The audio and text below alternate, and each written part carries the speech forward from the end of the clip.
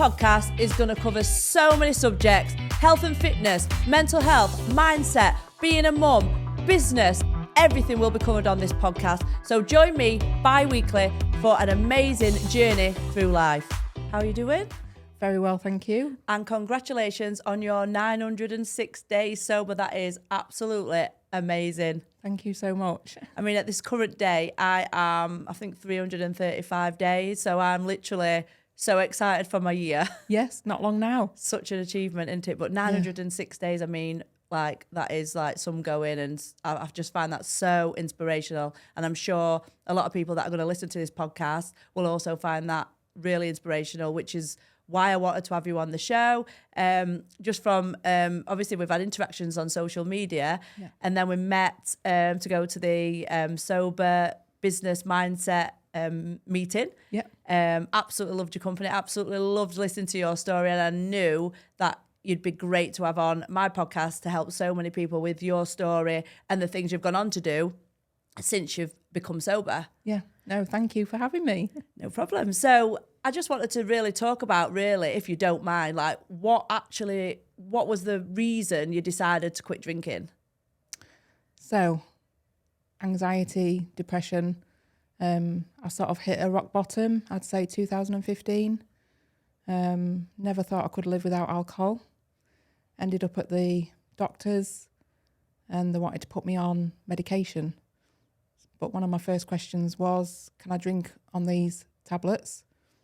No, Sarah, it's not advised. You know, maybe one drink with a meal. And I just thought, I can't imagine life without alcohol. I was in such a routine with it.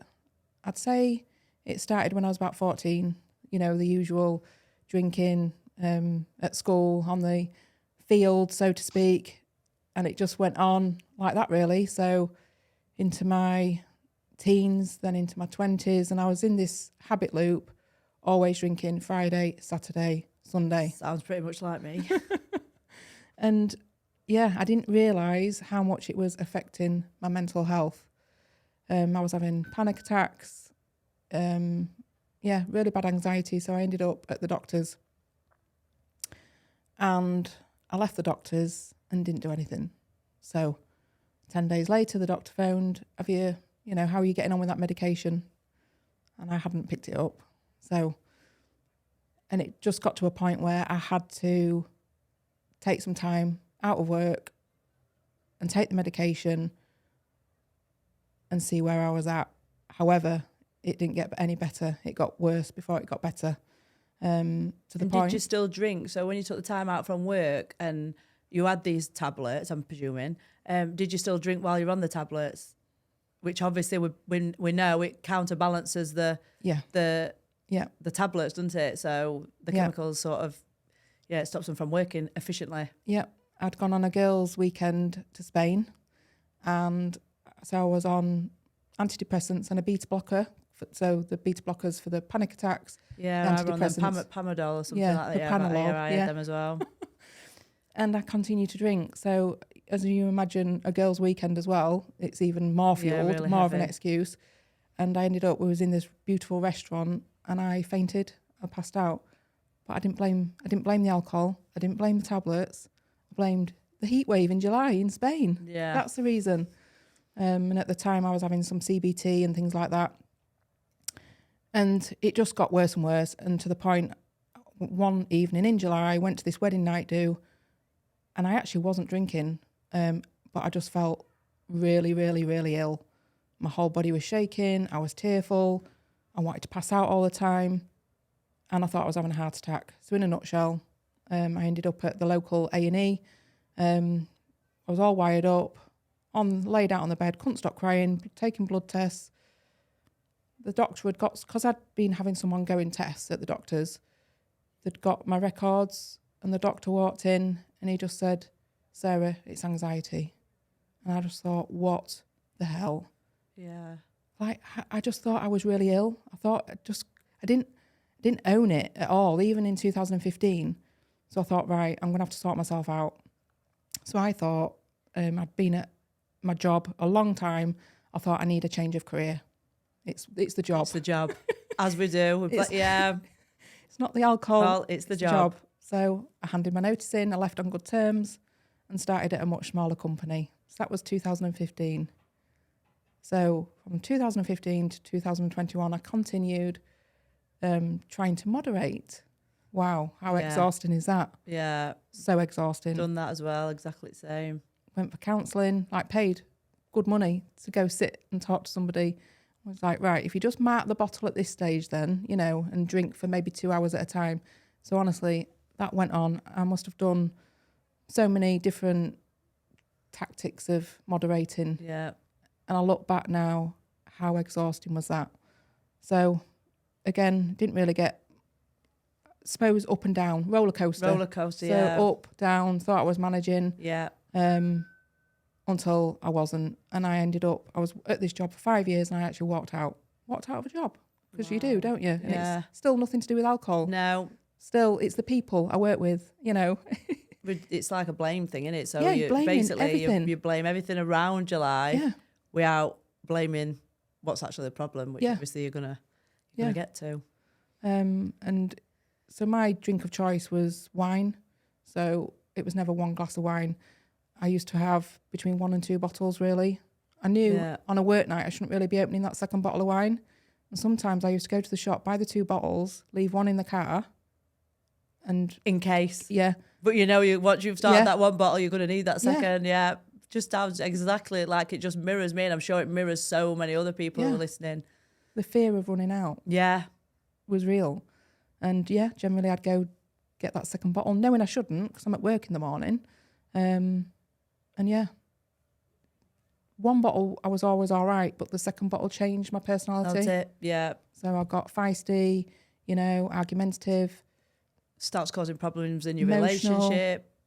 Oh yeah, husband and Yeah. 2 boys. But then I'd maybe wake up, you know, in the spare bed. What am I What have I doing done? here? Yeah. Why am I here? It sounds like you're talking like me, like literally. And what about the knock at the door? Amazon.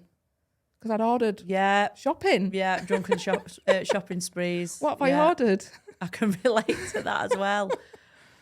Yeah, Yeah. it brings on so many things that you don't even realise, do you, until you actually stop. So at what point did you stop, and was it something really bad that happened, or is it progressively you just evaluating your drinking and you decided to stop? Yeah, it was ongoing. And then one year, no beer popped up on my Facebook feed. I thought, oh, what's this? And I honestly think I must have done that search. Am I drinking too much? Yeah. And then I think for it to follow you about. the adverts then Yeah. pop up. So I thought, do you know what? It was a subscription and it was either 28 days, 90 days or 365. There's no way I could have done the thought of 365.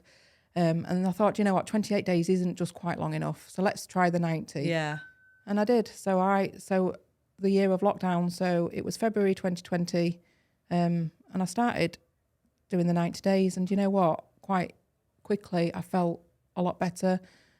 Just felt more patient, more calm. I've got some quite good benefits quite quickly. Yeah. And then, like, it was a challenge, so I thought 90 days, I've done it.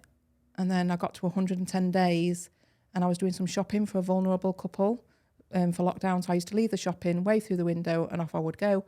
This one particular time, dropped the shopping off and there was a bottle of red wine. She'd left me. So I was actually really pleased because it had been in my mind, you know, oh, you could have that one bottle of wine. You've done 90 days. You're treat fixed. yourself type thing. You sorted. And it wasn't. I basically convinced that I would share this bottle of wine with my husband, who doesn't really like wine, but he said, yeah, I'll have a glass with you. Straight away, straight back to the shops, 2 more bottles, drank. It was like the floodgates opened. That thought was straight back, that fear of running out, straight back into it. And there we go. And then that was in the May, and I didn't get going again until the November of that year. Right, so get going with obviously quitting again. So it Yeah. took you that long to Get back on the horse, so to to get speak. back. Yeah. And then I did another 50 days, had a stupid family argument. Again, straight, press the button, straight back drinking. And I didn't get going again so that was the November of 2020. And I got back going again the 2nd of August, 2021. Right, so it's like a long period. So Long, obviously drinking yeah. for you was like sort of a comfort blanket. Yeah, massively. Which I think it is for a lot of people. Yeah. And you don't even realise it is until you actually step away from it and realise, Yeah. wow, I only drunk because I felt that kind of way. And really it didn't help because I've drank and now I feel even worse the next day. And I think that's a real thing, a real habit of most people nowadays. They see it as stress relief. They see it as a comfort blanket. They see it as escapism. Yeah. But then in reality, it's a temporarily sort of alleviates how you're feeling, but you wake up 10 times worse in the morning because the problem's still there. Yeah. Only you feel crap the next day. Yeah. Yeah. So now obviously you've done this long. So over this period of time, is there anything that you did from restarting a couple of times to actually having to manage this time? Is there anything different you did in between that at all? Yeah. Connection. So they say connection is the opposite of addiction. Yeah. So I found my tribe. So 1 year no beer, I started posting every day. Yeah. I was so nervous. So accountability. Yeah. I'm on day 10. Yeah. And then I got into a routine of posting every day. And it might just be, but when you start on the journey, it's hard feeling the feels. It's uncomfortable. Yeah, because you've got to. It's out your comfort zone, isn't it? You've got to live. And you can't have that beer to give you confidence. There's nothing. You can't mask at life, anything. You've got to feel every feeling. Yeah. And I found the first year quite hard. To the point I'd say I was white knuckling. Yeah. But yeah, so that accountability, and I found my tribe, and I've got lifelong friends from that. Yeah, I think I found with me, I made myself accountable on Facebook. So I obviously told the world, as you know, I've got obviously a social media follower. So I told the world about me wanting to try going sober. And for me, I felt like that was my sort of accountability. So obviously people were waiting for me to post, my updates, and people were messaging me saying they'd quit, from my updates. So that gave me a real boost in my sobriety. But for me, it were I feel like I used alcohol to alleviate the problem, never solved the problem. So again, I reverted back to my good friend alcohol. Yeah. Once I removed the alcohol, the problems what were there in my life, I was able to deal with. Yeah. And then realised the problems weren't even that big. Yeah. So I didn't need the alcohol anymore because I realised that if I deal with the problem, I don't need alcohol. It's a real vicious cycle, and I think a lot of people get onto that cycle, especially this day and age now. Life is hard. There's a lot, a lot of struggles with money and jobs, and people overworked, and then everybody. It's that sort of. What's the word? Sort of everybody's sort of drawn to alcohol as a problem solver, when really all it does is make your problem solve. Yeah. So make your problem worse, not problem solve. Yeah, yeah. And it's unless you take a step back and look at that cycle that you're in, basically get off that roller coaster. We've talked about it on social media. Alcohol is a roller coaster, life's a roller coaster, and alcohol just makes that roller coaster sickly, basically. It makes it worse. Massively. So you have a problem, you're down, you have a bit of alcohol, you feel like you're going up, but really going up to come down even further. And I feel like that's how your life ends up being. And until you take a step back and get off that roller coaster, you don't actually realise. And I think people don't realise how badly the alcohol is, how much worse the alcohol is making their lives. Yeah. And I mean, from you obviously becoming sober, you've then gone on, haven't you, to do life coach, well-being. You can talk about that. Let us know about that, because I think that really is inspiring as well, to see that you've obviously quit the alcohol, learnt so many coping mechanisms, and learnt how to manage your emotions rather than use alcohol. I think for you to then use that as sort of inspiration to then go and learn even more to be able to help others, I think that's just amazing. Yeah. So I suppose I got to a year alcohol free, and the anxiety was still there. So I actually went to the doctors. Different story this time. My head held high. I'm alcohol free. I exercise every day. However, I'm still feeling anxious. So it was a different story this time. Right, we're going to put you on some medication. Brilliant. And I accepted it. So at 44 years old, I've accepted I suffer with anxiety. And I thought, so that was in the July, and my 1 year no beer was August the 2nd. And there was just an overwhelming feeling where I've got to help at least one person. So I started writing a post for Facebook. 3 hours later, a lot of tears. It was quite cathartic. I wrote this post and I thought, I'm going to post this on my 1 year sobriety, talking from a good place. Yeah. And I posted it, and within 5 minutes, I got a private message to say, wow, you know, I can see that story Relate in to that. theirs. Yeah. And all of a sudden, I thought, well, my job's done, because I was so nervous about posting this post. You know, in a way, you're putting your soul out you out are. there. You're like showing your vulnerability. Yeah, but I'd felt so strongly to do that because alcohol, anxiety can take you into a deep, dark place. And I'd been in that deep, dark place Yeah, me too. a couple of times. Definitely. And I just got this desire, passion to help others. So from that post, I started a walking group. So once a month, we meet.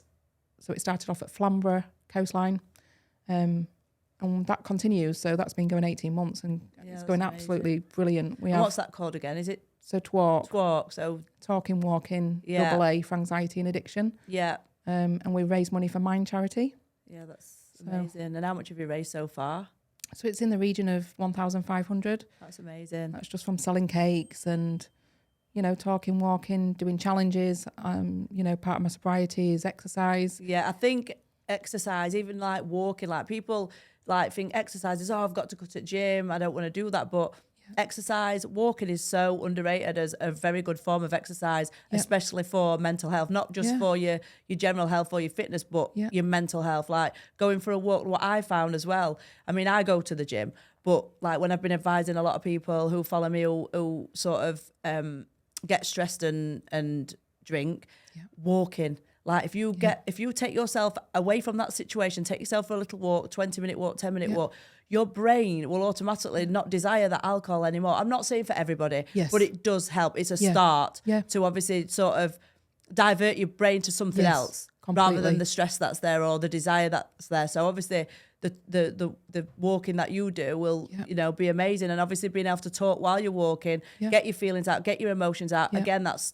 going to be so beneficial, not just for someone who wants to go sober, but just for like your anxiety, depression, just people who feel lonely and stuff. Because a lot of people drink because they're lonely, bored. So having that to look forward to, I think that's like a really like amazing thing to do. And obviously with your life coaching, you've done really well with that, haven't you? And you've got, obviously, do you want to talk about the things that you offer with your life coaching? So I need to give a shout out to Andy Ramage, who's big in the sober space, but I did my training with him with Arate Way coaching course, and it was absolutely life-changing. So I sort of went on the course as a self-development tool. Bit of extra money, you know, but it's changed my life. It really has. It's given me confidence. I've learned so much during the course. I love learning. You know, I think you sort of think you're that person when you're at school, but actually I could write an assignment, you know. I stepped massively out my comfort zone and just found me, I guess, after all these years. And isn't it funny, like I can sort of relate to that. Since I've quit alcohol, I've been able to find the true me. Like I feel like, do you know, like when you remove the alcohol and you've got to be in the big bad wide world as just you, with no comfort blanket, alcohol, your confidence go like you get your confidence. My confidence is through the roof as a person. Like I don't mind walking in a room now where there's loads of people. I don't mind dancing when there's loads of people. I go out more now I'm sober than I did when I was drunk because I just enjoy it. I enjoy dancing. I enjoy socializing. I never thought I'd be able to be sober and go out and have a good time. Completely. It's such a sort of like false confidence. You take that steals. away, you've got nothing but genuine confidence and genuine happiness. Like, I mean, for me, this is what I say to a lot of people, like, if you're one of those people what goes out for a drink a couple of times a week or once a week and it's for fun, like, you know, that's fine. The people that I try and sort of talk to, help, is the people that are relying on it for happiness. They're relying on it to get them through life. They're relying on it when they've got a problem. So I try to sort of say to people like, you know, that's when you need to be looking at your drinking. Definitely. Sobriety is not for everybody. People, you know, don't always want to cut it out of their life. But I think if you're going through life struggling and using alcohol, then it's a good idea to sort of take a break from it. You know, I've only taken a break from it for a couple of months you know, I'm nearly a year. Yeah. And as you know, my life's changed. It's sort of like I'm a better mum. Yeah. You know, I spend more quality time with mum with my kids because they used to go to the dad's on a weekend. It had come to like Sunday, I'd been out all weekend. I'd be literally laid in bed with an hangover when they got back Sunday, making them watch films with me, thinking they were having fun. You know, some sweets, and that's not like I've not spent any time with them in the week because it's school and routine and dancing. So Sunday they should have been coming back from their dads, and we should have been doing stuff, going to the park, having fun. And we were laid in bed with my hangover. So I'm a better mum. I think money wise, I save a fortune. I go out and I might spend a £5. Holidays, I literally can have a lot more holidays now because I don't drink. My holiday bill were probably $1,500 to £2,000, and that were not just the alcohol. That was because I'd had a drink and kids had wanted, so I'd like, have it. I'm drunk. You know what I mean? Have it. Just throwing money about. Now I'm like, no, you'll have your water with me, and you'll have your one Diet Coke because I'm not paying for you to have Diet Coke if I'm drinking water. So like holiday wise, my holidays cost less. So do you find that like so I use that money now to have more holidays. I feel like I've formed new friendships. So I do have a lot of friends, and I've got close friends, but I did find sometimes, because I was very emotional when I drank, because I drank because I felt a kind of way, which then made me become a person that I wasn't. They'd avoid asking me out places, or there'd be certain friends that wouldn't want me to come because they didn't know how I'd be when I'd had a drink. So I've reformed loads of them friendships. I am literally being invited out everywhere. I mean, I've like girls' holidays all the time. Every weekend, there's different friendship groups. Like they want me there. They're like, oh, we love this Terri-Ann type thing. So my friendships have strengthened. Then obviously my health and fitness in general and my business. Because when I used to drink, I'd drink on a Friday. I'd be hungover, feeling crap till about Wednesday while it got out of my system. So then I'd think, oh no, I need to do some work, or I need to get in the gym, or I need to cook some meals and not be living off Just Eat. And then I'd do that Wednesday, then it'd be Friday again. And I was on that cycle for probably about 2 years, you know, from when I had a really bad divorce. I used alcohol to deal with that. And I were on that cycle, and it were like, I don't know, like everything just went wrong. So because I weren't doing what I were doing in the gym, I weren't being healthy, I weren't interested in my health and fitness business. I was like just leaving it to sort of run itself, which it can't, because, you know, I was the person that created it. People loved to talk to me and my story, and I helped them through my own experience. I couldn't do that because I was drinking. So how can I help someone be fit and healthy when I weren't doing it myself? So my business were going down the pan, which then made me drink more. Then having financial problems, which then made me drink more. Not realising this made me drink more was the problem. So what I did last year, I stepped off it. I said, right, I'm going to have some time off. I'm going to get back into the gym. I'm going to get back working again, get my confidence back in my job, because I'd lost all my confidence in what I did. Didn't like the way I looked and stuff like that. So for me, I literally taking that step back from alcohol, evaluating every bit of my life, getting back in gym. I lost 43 pounds last year. Amazing. In the gym 6 days a week. No, obviously not wanting to, because I've got an hangover and stuff like that. I'm present every single day for every single one of my members, so I can support truly, you know, be true to myself, you know what I mean, rather than just sort of supporting from past experience. I can support them from in the present day, what's going on right now.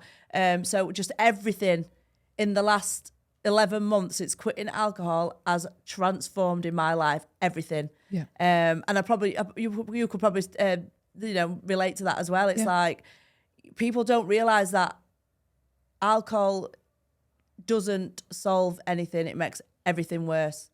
So even taking a break from it for you just to take a break, to take a step back without that little comfort blanket and see everything for what it is, can totally change your life. Even if you took a break, got your mental health back on track, if that's the reason you're drinking, got your business back on track if that's failing, got your life back on track if it's affecting your life, then you see alcohol differently. So you don't necessarily have to be sober forever.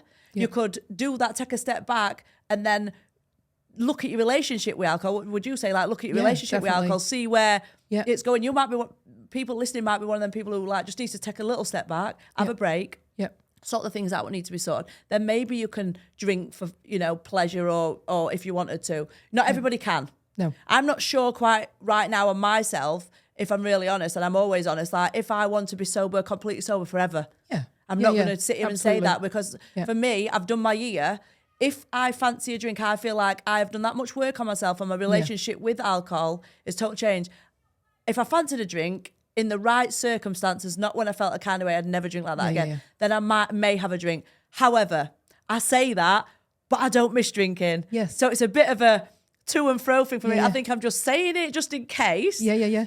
Or I'm just saying it because I'm a bit scared. I'm getting to my year. What do I do? Yeah. And I feel like that's where I'm at the moment with my sobriety. Like, I'll get to my year and then I'll just think, right, well, I don't fancy a drink. I don't miss drinking. I don't even like the taste of alcohol, if I'm real honest. No drink that I fancy. Some people do. So then they find that difficult. Yes. But I don't miss the taste of it. Yeah. So for me, it'll be just like, oh, I'm just having a drink because everybody else is having a drink. Do I want to go back to that? Yeah.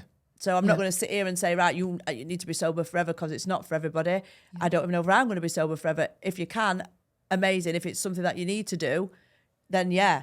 But for me, it's like, I don't know. I'm going to get to my year and just take each day as it's come. I wanted to challenge myself to a year. I'll have smashed the year, and then I'm just going to take each day as it comes. But what I will say is I will never, ever, and I know I won't ever go back to that person what we're drinking in that way. No, there's like, no obviously, way. everything's changed about everything about how I look at alcohol. What I've actually had to realise that what alcohol was for me and how it made me feel. And, you know, once you educate yourself with that, evaluate. Is that what you would say? The same, like educate, evaluate, and see how alcohol plays a part in your life. And if it plays in a part where it's just sort of as a comfort blanket, something that you're misusing, I'd say. Because, I mean, alcohol can be fun for the right people. Absolutely, yeah. So if you're misusing it like that, I'd say it's a misuse if you're using it because you feel stressed. If you're using it because you feel, I don't know, a kind of way, then I would evaluate that completely.